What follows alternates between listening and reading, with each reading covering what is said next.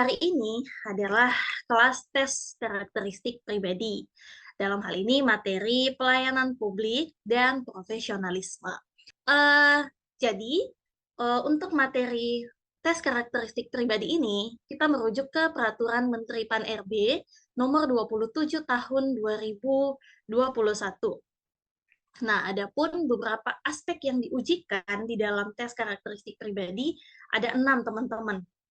Ada pelayanan publik, profesionalisme, jejaring kerja, sosial budaya, teknologi informasi dan komunikasi, dan anti radikalisme. Nah, sebelum kita melangkah, kita perlu kenal dulu nih, tes karakteristik pribadi itu apa sih? Mungkin dari teman-teman sudah ada yang tahu, sudah ada yang kenal tentang tes karakteristik pribadi ini. Cuman tidak ada salahnya kita mengenal kembali, kita menegaskan kembali biar kita tidak lupa bahwa tes karakteristik pribadi ini, oh seperti ini bentuknya. Gitu ya teman-teman ya. Apa sih tes karakteristik pribadi itu? Ada yang mengatakan bahwa apakah harus memilih jawaban yang sesuai dengan pengalaman pribadi? Tentu jawabannya adalah tidak. Karena pengalaman pribadi teman-teman dan pengalaman pribadi orang lain itu berbeda gitu. Jadi pilihan jawaban dengan poin tertinggi itu apa sih? Gitu. Kemudian apakah harus memilih jawaban sesuai kata hati? Jawabannya adalah tidak. Karena kata hati teman-teman dan teman-teman yang lainnya itu belum tentu adalah jawaban dengan poin tertinggi gitu. Kemudian ada pertanyaan lagi, apakah harus memilih jawaban jujur sesuai diri sendiri? Jawabannya adalah tidak, karena belum tentu jawaban jujur dari teman-teman adalah jawaban dengan poin tertinggi gitu. Kemudian ada juga yang bilang kita harus memilih jawaban yang paling baik atau jawaban yang ideal gitu. Nah, pertanyaannya adalah indikator baik atau indikator idealnya itu seperti apa gitu. Apakah menurut kita itu sudah baik atau sudah ideal, dan lalu bagaimana dengan orang lain? Apakah orang lain juga menganggap bahwa itu baik, bahwa itu ideal gitu. Jadi kita perlu tahu indikator ideal dan indikator baiknya itu seperti apa sih yang diminta, seperti itu ya teman-teman. Baik, nah jadi di tes karakteristik pribadi itu teman-teman akan diberikan sebuah soal cerita. Isinya berupa kasus atau masalah terkait dengan keenam aspek yang diujikan dalam tes karakteristik pribadi. Nah, kemudian tugas teman-teman adalah menyikapi kasus atau masalah terkait 6 aspek ini. Nah, cara teman-teman menyikapi itu akan memunculkan karakteristik pribadi teman-teman. Jadi, karakteristik pribadi teman-teman itu bisa kelihatan dari bagaimana teman-teman menyikapi kasus atau masalah. Gitu ya. Jelas sampai sini ya, teman-teman ya. Kemudian, nah, sebagaimana salah satu tujuan dari seleksi pengadaan PNS ini adalah memperoleh PNS yang memiliki karakteristik pribadi selaku penyelenggara pelayanan publik. Nah, jadi yang ingin dinilai dari TKP ini adalah karakteristik pribadi teman-teman. Apakah itu sudah sesuai atau tidak sesuai? Nah, kembali lagi pertanyaannya, karakteristik seperti apa sih yang diharapkan sebenarnya? Karakteristik seperti apa sih yang sesuai? Kemudian pertanyaannya lagi, karakteristik seperti apa sih yang baik atau yang ideal? Nah, jadi teman-teman, dalam hal ini, teman-teman adalah persiapan untuk seleksi CPNS, yang nantinya teman-teman akan menjadi seorang PNS. Amin ya, teman-teman ya. Jadi, kita perlu tahu dulu nih, karakteristik seperti apa sih yang harus ada atau harus dimiliki oleh seorang PNS. Gitu, teman-teman. Nah, ini ada beberapa sumber dari beberapa aturan. Nah, ada dari Undang-Undang Nomor 5 Tahun 2014 tentang ASN. Di sini tertera nilai dasar seorang ASN Kemudian kode etik dan kode perilaku. Ini teman-teman nggak perlu hafalkan, sekilas saja saya tampilkan sebagai contekan aja ya teman-teman. Oh, seperti ini nih yang diharapkan sebagai seorang ASN. Kemudian ada di Peraturan Pemerintah Nomor 42 Tahun 2014 tentang Pembinaan Jiwa Korps dan Kode Etik PNS. Di sini dibahas tentang etika dalam bernegara, etika dalam berorganisasi, dalam bermasyarakat, terhadap diri sendiri dan sesama PNS. Kemudian ada juga yang namanya core value ASN, di mana core value ini bocoran sedikit akan teman-teman dalami ketika teman-teman sudah lulus dan menjalani proses latsar, teman-teman ya. Nah, ini ada berakhlak, berorientasi pelayanan, akuntabel, kompeten, harmonis, kolaboratif, adaptif, dan loyal. Nah, kesemua itu teman-teman tidak perlu hafalkan, sekilas saja, dan secara umum saya rangkum karakteristik yang diharapkan sebagai seorang ASN adalah sebagai berikut, teman-teman. Yang pertama, berpegangan pada Pancasila. Jadi, setiap tindak tanduk perilaku kita itu berdasar atau berpedoman pada butir-butir Pancasila, pengamalan Pancasila. Nah, kemudian profesional. Sebagai seorang ASN, kita perlu profesional bertanggung jawab terhadap tugas ataupun amanah yang diberikan kepada kita. Nah, ini tadi yang saya katakan, sebagai seorang ASN kita perlu bertanggung jawab atas perintah, atas amanah, atas tugas yang diemban kepada kita. Kemudian sebagai seorang ASN juga perlu jujur, adil, tanggap, cepat, dan tepat. Jadi bukan hanya sekedar cepat, tapi bagaimana penyelesaian masalah atau penyelesaian tugas itu bisa terselesaikan secara tepat. Gitu. Kemudian mengutamakan kualitas. Jadi bukan hanya cepat dan bukan hanya seberapa banyak pekerjaan yang sudah diselesaikan, tetapi seberapa berkualitas pekerjaan yang kita kerjakan atau kita selesaikan, gitu teman-teman. Lalu sebagai seorang ASN juga perlu selalu mengembangkan diri. Jadi selalu ada peningkatan kompetensi atau peningkatan skill. Kemudian, sebagai seorang ASN juga perlu taat pada aturan dan standar operasional prosedur. Lalu, sebagai seorang ASN juga kita perlu bekerja sesuai arahan atasan selama tidak melanggar aturan. Nah, mungkin dari teman-teman ada yang bertanya nih, kalau misalnya arahan dari atasan atau perintah dari atasan itu melanggar aturan gimana, Kak? Nah, jadi sepengalaman saya di tempat kerja, itu ketika ada perintah dari atasan yang sekiranya mungkin melanggar aturan, menyimpang dari aturan, itu kita buat yang namanya telaah staf. Jadi, isinya itu kita menganalisis di mana bagian-bagian atau aspek-aspek mana sih yang melanggar aturan gitu. Gimana teknisnya ini, oh ini nggak sesuai dengan aturan karena kita jabarkan seperti itu. Kemudian sebagai seorang ASN kita juga perlu kreatif, inovatif, dan proaktif. Saling menghormati dan menghargai, baik itu ke atasan, bawahan, rekan kerja, bahkan ke masyarakat luas. Karena tidak menutup kemungkinan kita akan bertemu dengan masyarakat yang lebih luas. Kemudian, sebagai seorang ASN, kita juga perlu menjaga rahasia dan nama baik organisasi. Karena ada hal-hal yang bukan menjadi konsumsi publik, gitu teman-teman. Contohnya misalnya, saya nih sebagai seorang asesor, tugas saya adalah melakukan asesmen kompetensi kepada pegawai negeri sipil, di mana hasil asesmen itu bersifat rahasia. Jadi tidak boleh peserta tahu ataupun orang lain di luar lingkup asesor yang tahu, gitu. Kemudian menjaga persatuan dan kesatuan, baik itu dalam bidang kita, ataupun dalam organisasi kita, ataupun dalam masyarakat yang lebih luas. Jadi secara umum, beberapa hal ini atau beberapa karakteristik ini yang diharapkan ada pada diri seorang ASN. Gitu teman-teman ya.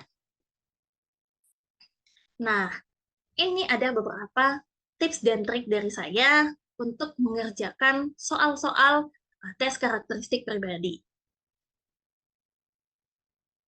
Jadi yang pertama adalah teman-teman perlu tahu, paham konteks soalnya, fokus masalah yang ada di soal itu apa, dan topik yang dibahas itu apa, gitu teman-teman. Apakah jejaring kerja, profesionalisme, anti radikalisme, dan lain-lain. Seperti itu ya teman-teman.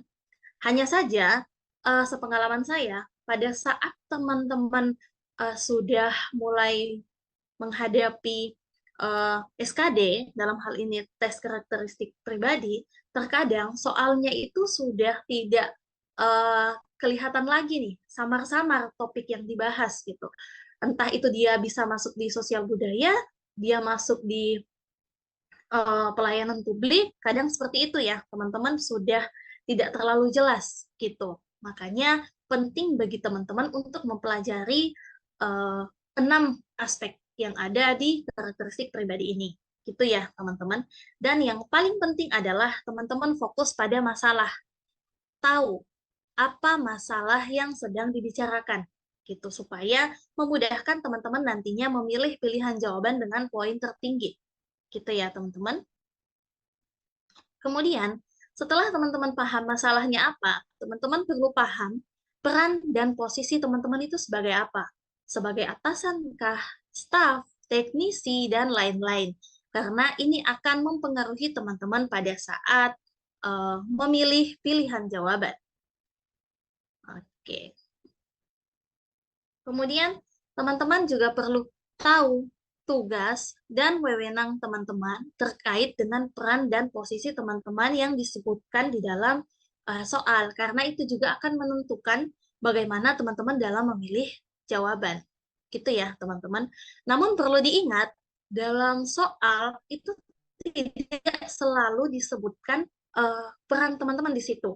Kadang yang disebutkan hanya tugasnya saja atau wewenangnya saja gitu. Atau bahkan mungkin tidak disebutkan uh, tugas teman-teman di situ apa, yang disebutkan hanya peran dan posisi gitu. Jadi teman-teman langsung bisa tahu, ambil garis besarnya saja. Contohnya misalnya Anda sebagai seorang dokter, nah tidak dijelaskan tugas dokter apa secara detail, tidak, tetapi secara umum kita kan tahu tugas dokter adalah diagnosa, menyembuhkan penyakit, memberi penanganan, pengobatan, seperti itu ya, teman-teman. Oke, jadi setelah teman-teman tahu, paham soal yang diberikan, nah sekarang waktunya teman-teman untuk memilih pilihan jawaban dengan poin tertinggi atau skor 5. Nah, sekedar informasi, kadang soal dengan, maaf, opsi dengan poin 5 dan poin 4 itu perbedaannya sangat tipis, teman-teman. Terkadang butuh analisa mendalam atau tahu kata kuncinya gitu. Nah, kalau untuk poin 2 itu terkadang bisa langsung kita lihat bahwa oh iya ini salah gitu, oh iya ini nggak sesuai dengan soal, seperti itu ya teman-teman. Namun ada juga beberapa soal yang pilihan jawabannya itu benar semua gitu. Teman-teman perlu detail ya, perlu jeli ya, karena ada opsi yang jawabannya itu benar semua. Nah, silahkan teman-teman memilih jawaban yang paling benar di antara 5 yang benar itu. Gitu, karena ada poin 5 ya, teman-teman. Oke. Nah, lalu gimana caranya untuk memilih pilihan jawaban dengan poin tertinggi? Nah, yang pertama adalah silahkan teman-teman memilih pilihan jawaban menyesuaikan dengan karakteristik yang diharapkan. Nah, seperti yang saya jelaskan tadi, beberapa karakteristik yang perlu ada di diri seorang ASN, tapi itu secara umum. Nah, nanti kita akan kupas lebih detail di setiap aspek. Aspek pelayanan publik, karakteristik apa sih yang diharapkan sebagai seorang pelayan publik? Gitu. Nanti satu persatu akan kita kupas. Teman-teman stay tune dan ikuti terus kelasnya ya. Kemudian siap. Teman-teman perlu siap dalam memilih pilihan jawaban.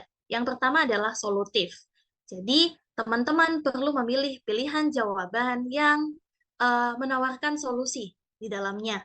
Nah, namun teman-teman perlu ingat bahwa solusi yang ditawarkan itu betul-betul tepat sasaran. Karena kadang di pilihan jawaban, semua memberikan solusi.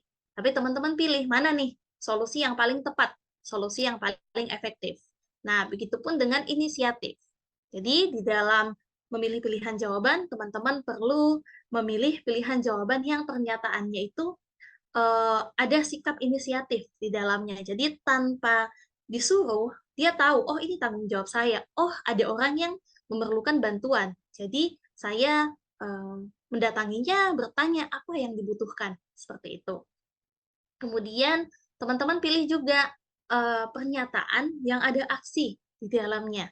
Gitu. Nah, namun teman-teman perlu tahu juga apakah aksi yang kita lakukan memang uh, sesuai dengan pemecahan masalah yang ada di soal, gitu, tepat sasaran atau tidak, gitu. Karena mendengarkan pun itu sudah aksi, gitu. Tapi apakah hanya mendengarkan itu bisa menyelesaikan masalah?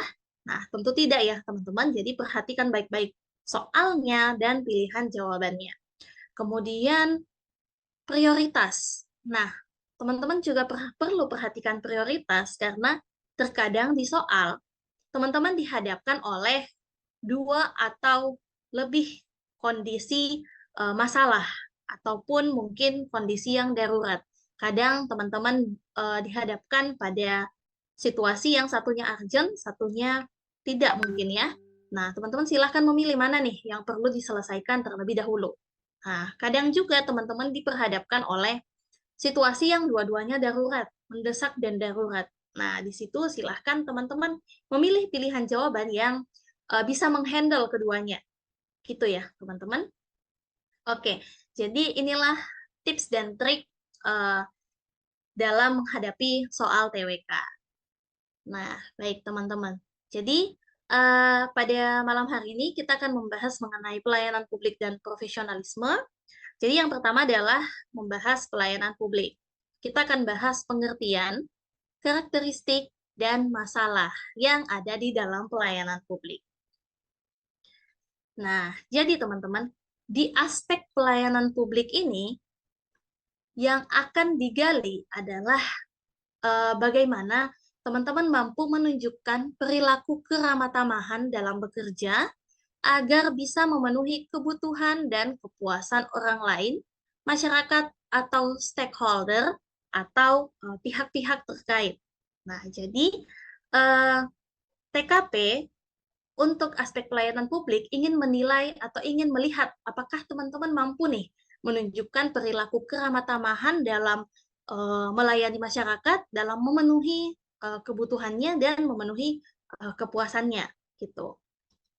Nah, jadi ini ada beberapa unsur pelayanan publik teman-teman yang harus ada.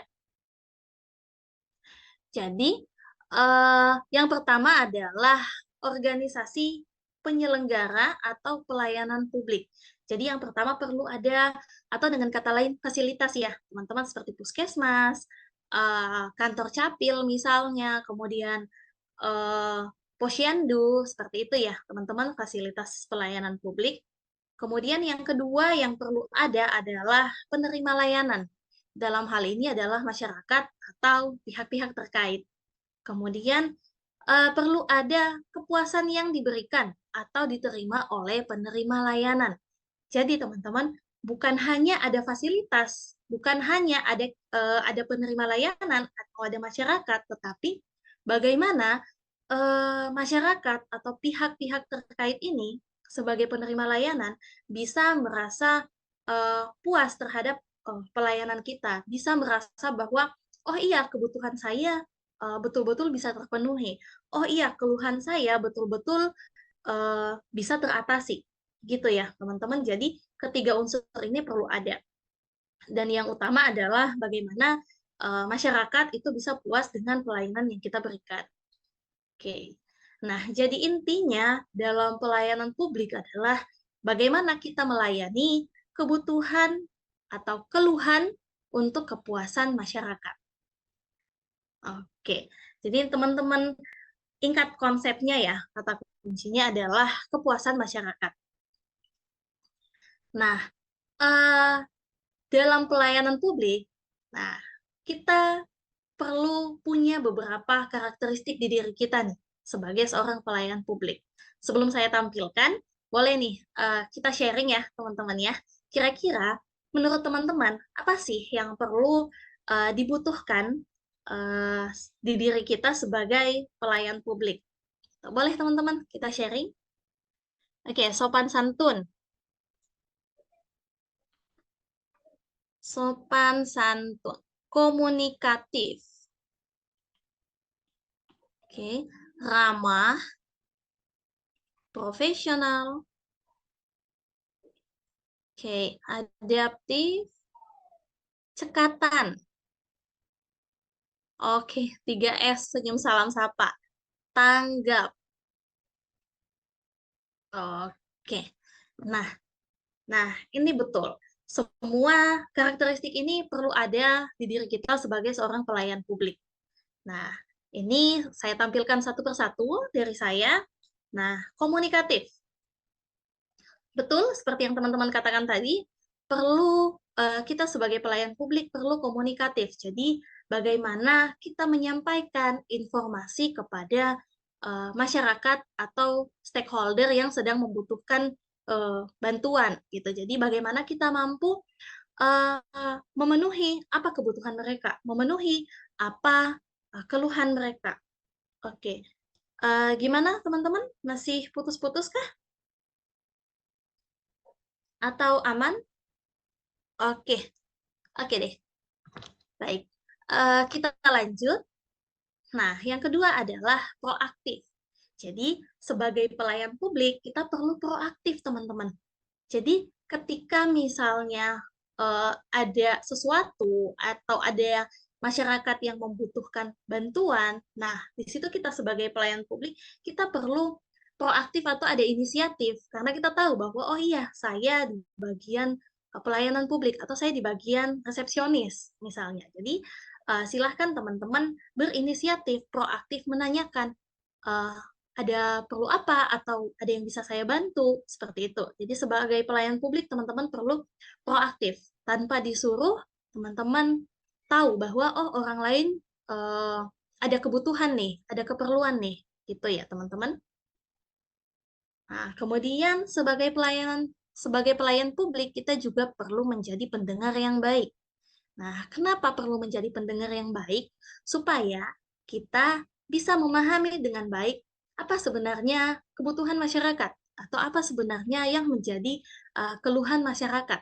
Seperti itu. Jadi bukan hanya sekedar mendengarkan, tetapi bagaimana teman-teman mampu memahami kebutuhan dan keluhan mereka supaya eh, solusi atau penindaklanjutannya itu bisa tepat sasaran gitu sehingga masyarakat bisa merasa puas gitu teman-teman ya. Kemudian betul yang dikatakan teman-teman tadi, sopan dan santun. Jadi bagaimana kita mampu melayani, hadir di hadapan masyarakat atau stakeholder, menyampaikan dengan sopan, bersikap dengan santun gitu teman-teman. Apalagi di dalam pelayanan publik itu karakteristik masyarakat itu beragam gitu teman-teman. Jadi ada kadang yang mungkin istilahnya memancing emosi gitu ya, mancing amarah atau menguji menguji emosi gitu ya. Jadi bagaimana kita perlu tampil dan bersikap sopan dan santun di hadapan masyarakat gitu. Oke, kemudian sebagai pelayan publik, betul kita juga perlu adil. Jadi teman-teman tidak boleh mendiskriminasi kelompok-kelompok tertentu atau mengutamakan, mengeksklusifkan kelompok-kelompok tertentu. Gitu teman-teman. Jadi dalam pelayanan publik, teman-teman perlu adil melayani masyarakat sesuai dengan aturan, sesuai dengan SOP-nya.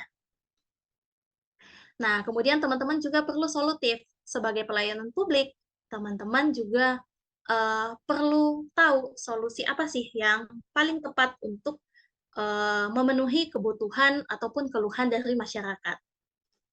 Nah, kemudian tepat waktu.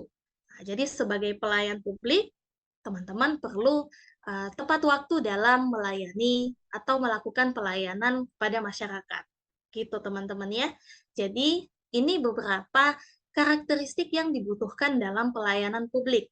Jadi ketika nantinya teman-teman memilih pilihan jawaban, silahkan teman-teman menyesuaikan dengan karakteristik yang dibutuhkan atau dalam hal ini karakteristik pelayanan publik.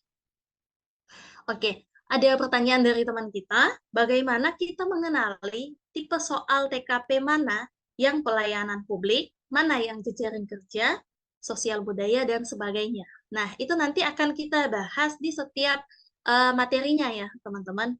Nah, untuk pelayanan publik, uh, ketika teman-teman menemukan soal yang berkaitan dengan diri teman-teman, berhubungan dengan pelanggan, masyarakat, nah, berkaitan dengan kebutuhan mereka atau keluhan mereka, nah, itu berarti soalnya masuk ke pelayanan publik. Gitu. Jadi ketika teman-teman menemukan soal yang berkaitan dengan hubungan teman-teman dengan pelanggan, hubungan teman-teman dengan masyarakat, dalam hal ini mereka memiliki kebutuhan, mereka memiliki keluhan, berarti itu soalnya masuk ke pelayanan publik. Jadi, dalam memilih pilihan jawaban, silahkan teman-teman menyesuaikan dengan karakteristik yang saya sudah jelaskan tadi ya, teman-teman. Oke. Nah, kita lanjut. Nah, ini ada beberapa masalah dalam pelayanan publik yang seringkali kita temui, yang mungkin juga teman-teman sering temui, gitu. Boleh nih, kita sharing teman-teman. Masalah-masalah apa sih yang biasa kita temui dalam pelayanan publik? Nggak ramah, kerja di luar topoksi, nepotisme, judes. Oke, teman-teman. Nggak antri, lambat, diskriminasi. Oke, pungli. Oke deh. Oke. Di bawah tekanan, KKN, kurang komunikatif. Kreatif. Oke. Betul ya. Semua yang teman-teman katakan betul dan mungkin juga ada dari teman-teman yang curhat ya yang mungkin pernah mengalami masalah dalam pelayanan publik. Nah, jadi ada beberapa lagi nih teman-teman. Yang pertama adalah protes dari masyarakat. Jadi dalam pelayanan publik seringkali kita temui ada masyarakat yang protes. Baik itu protesnya secara sopan atau secara baik-baik, adapun yang dengan cara yang anarkis gitu. Kemudian kadang juga dalam pelayanan publik kita terkendala bahasa. Nah, karena dengan masyarakat yang beragam, terkadang dalam melayani masyarakat itu kita tidak tahu bahasa daerah dan masyarakat tidak tahu bahasa Indonesia gitu. Jadi kadang ada kendala-kendala seperti itu. Kemudian ada konflik kepentingan. Nah, ini sudah mencakup mungkin ya yang teman-teman katakan tadi, KKN, nepotisme, diskriminasi dan lain-lain. Jadi seringkali dalam pelayanan publik ada konflik kepentingan di dalamnya. Jadi misalnya, oh ini karena keluarga saya, ya sudah saya dahulukan. Oh dia teman lama saya dan saya nggak suka sama dia, ya sudah dikasih kasih antrian belakang aja. Nah kadang ada konflik kepentingan seperti itu. Kemudian masyarakat dari berbagai kalangan. Nah yang seperti yang saya katakan tadi, masyarakat itu berasal dari latar belakang yang beragam gitu ya teman-teman. Jadi terkadang ada kendala-kendala ketika kita melakukan pelayanan kepada mereka, entah itu mungkin perbedaan bahasa, perbedaan intonasi, budaya dan lain-lain.